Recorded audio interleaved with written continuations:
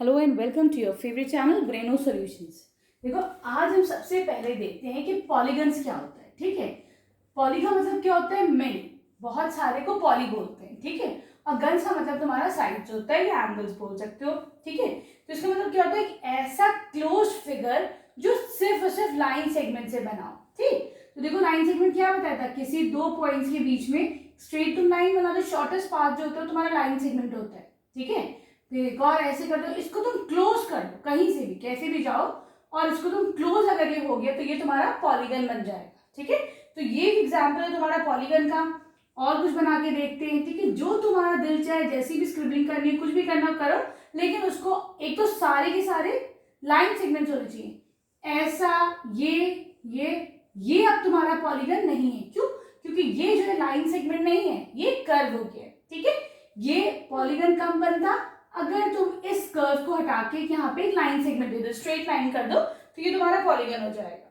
Clear? ठीक है, चलो अब हम देखते हैं ये जो पॉइंट होता है, इसको देखो, ये जो दो ऐसी लाइन, जो लाइन सेगमेंट्स जो होती है, इनको हम साइड्स बोलते हैं।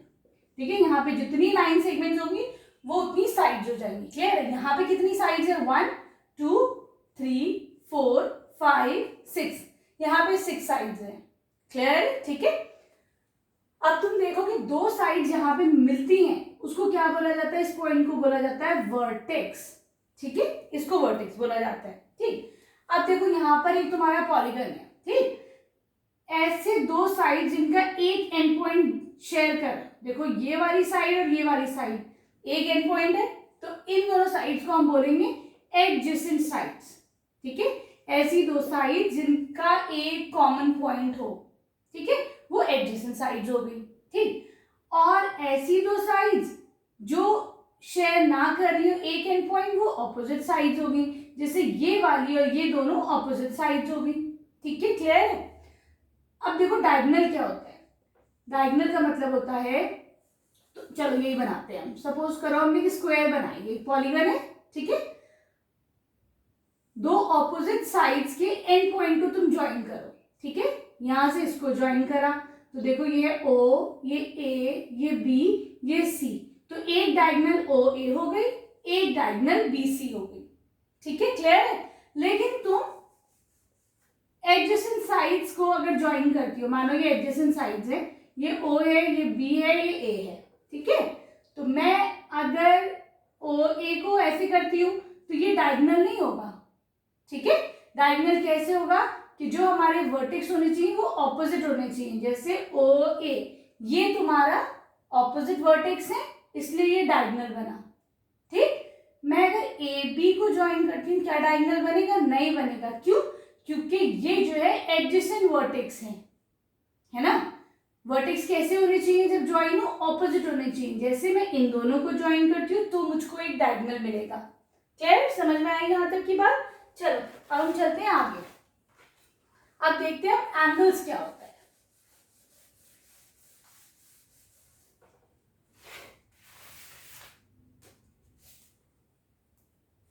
जब दो लाइन सेगमेंट्स कहीं पर मिलती हैं, ठीक है, इस पॉइंट पर एक वर्टेक्स होता है कॉमन, तो ये जो चीज बनती है इसको हम एंगल बोलते हैं।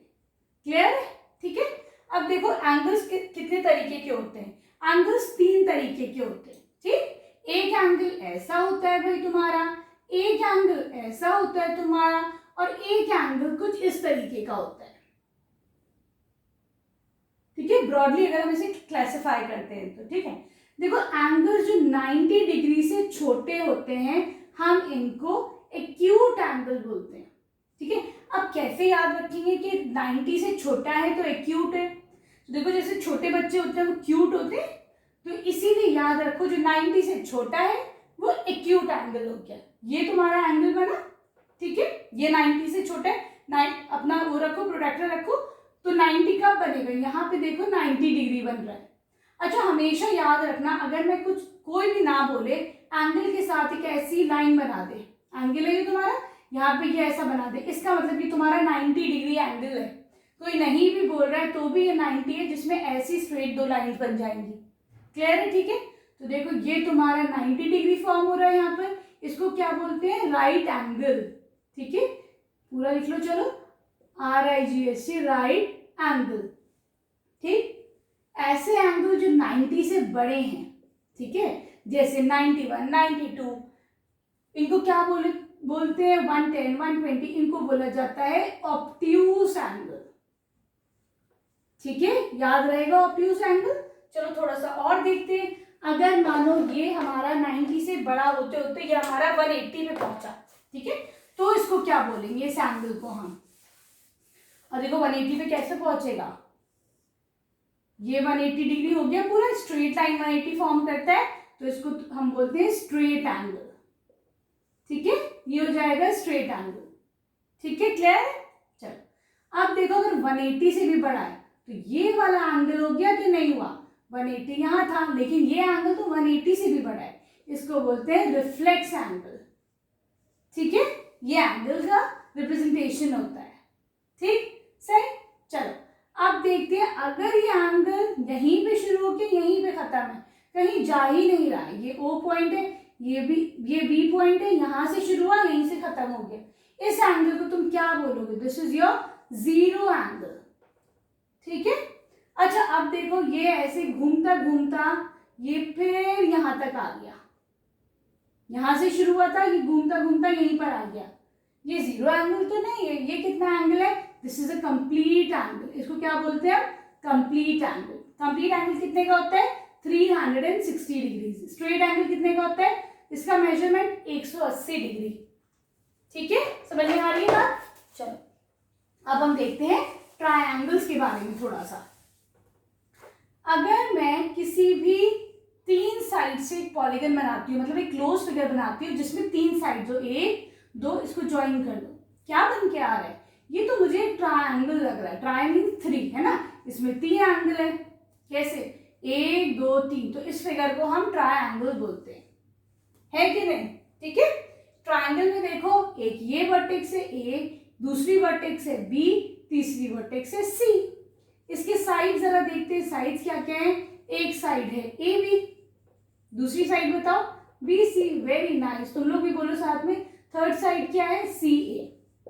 ठीक है, आया समझ में। एंगल्स देख लेते हैं, एंगल्स कौन कौन से हैं इसमें।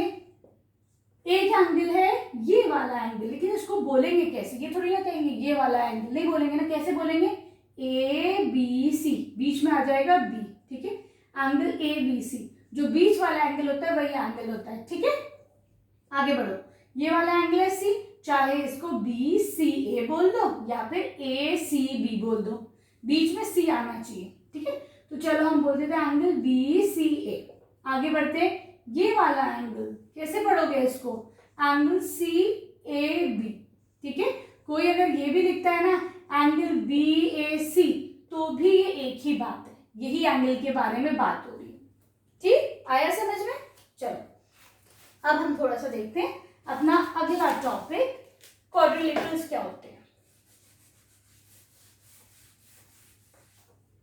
देखो हमने देखा था ऐसा पॉलीगन जो 3 साइड से बना हो उसको क्या बोला जाता है, ट्रायंगल। लेकिन ऐसा पॉलीगन जो 4 से बना हो, क्वाड्रा मीन्स 4। ठीक है, इसका मतलब क्या हुआ कि जो ऐसा पॉलीगन जो 4 साइड से बना हो, जैसे कि कैसे बना होगा 4 साइड, स्क्वायर। ठीक है, ये बन गया रेक्टेंगल, ठीक, ये बन गया तुम्हारा रोम्बस। ठीक, अलग अलग कुछ भी बना लो, जो मन करे वैसा बना लो, ये बन गया अलग सा शेप, है कि नहीं, क्वाड्रिलेटरल। ये सारे क्या है, क्वाड्रिलेटरल है। ठीक है, क्लियर। इसके चलो देखते हैं डायगोनल्स क्या हो जाएंगे। ऑपोजिट्स, कोई भी 2 ऑपोजिट साइड निकाल लो, A और C है, एडजेसेंट नहीं है ना, ऑपोजिट है, इन दोनों को ज्वाइन कर लो, एक ये डायगोनल AC, दूसरा डायगोनल बताओ BD। ठीक है, आया समझ में। चलो अब हम पढ़ते हैं थोड़ा सा सर्कल्स के बारे में कि आखिर सर्कल क्या होता है।